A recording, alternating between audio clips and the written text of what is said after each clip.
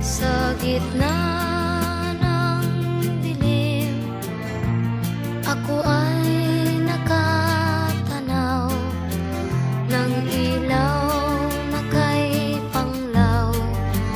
Halos di ko makita, tulungan